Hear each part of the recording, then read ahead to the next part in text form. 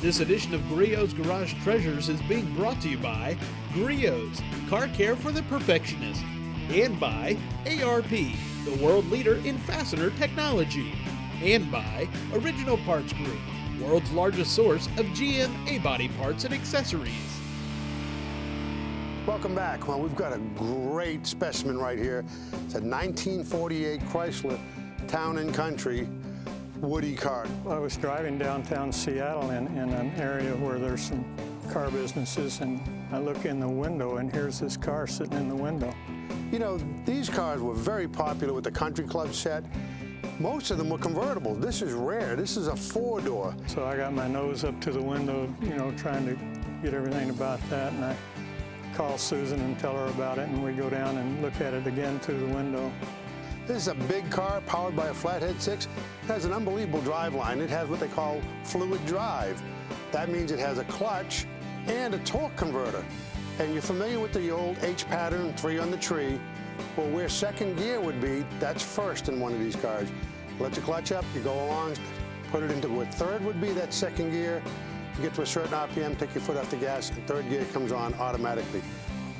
There was something mysterious about the price or something, but as I was negotiating the next day to buy it, I couldn't really make a deal.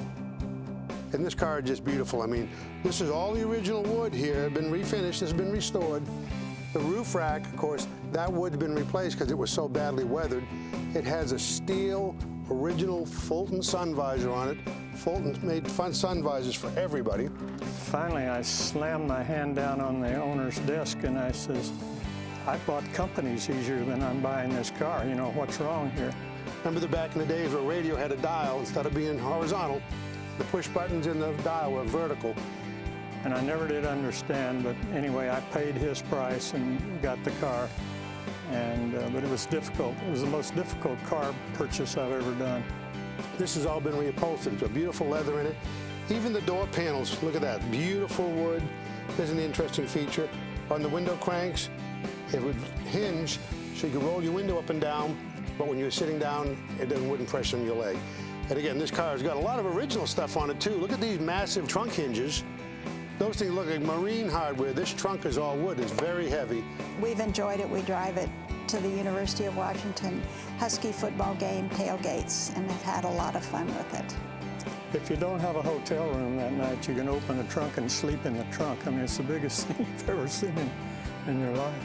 This is all the original fabric covering inside here, which is like a leather, all of that. Now, it's had a new carpet put in it. But this car is also a hot rod. It's had some interesting things done under the hood. Again, these were a flat 6 or an L-head 6. Next thing's got a high compression head and twin carburetors. It's quite a hot rod. And again, you were a hot dog in the day if you had one of these cars. You know, when you say Ferrari, this is one of the ones that comes to my mind. This is the Testarossa. What a beautiful car this is. And Tom drives this all the time. They travel in it. It's got a flat 12 in it. It's got a few miles on it, but boy, this is one that you want to be on the road with. The interesting thing about this car is how Tom came to get it. Well, I had just sold my company about 15 minutes earlier, and I went down the stairs and down to the dealer and ordered the car. That was 1988, and we've loved that car. We take it like we have a big transporter, and sometimes we'll take a couple of race cars and the Ferrari and go somewhere and race and get the Ferrari out and go somewhere else. And we've been to the East Coast and the whole thing. You've heard the term Continental Kit. This is the car that started it. The first classic that we ever bought was a 48 Lincoln Continental. And that was sold through the years, and Tom's had several others. See the real long hood?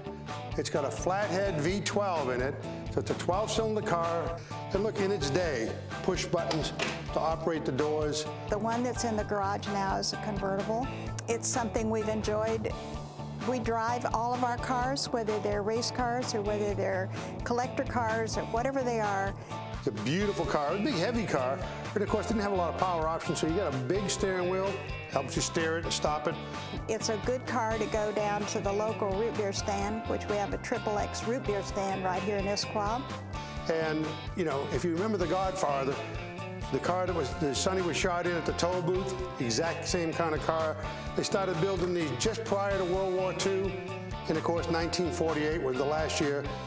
We've taken tours in it, classic car club things, and it's something that we've always enjoyed. It's fun to take the grandchildren with it.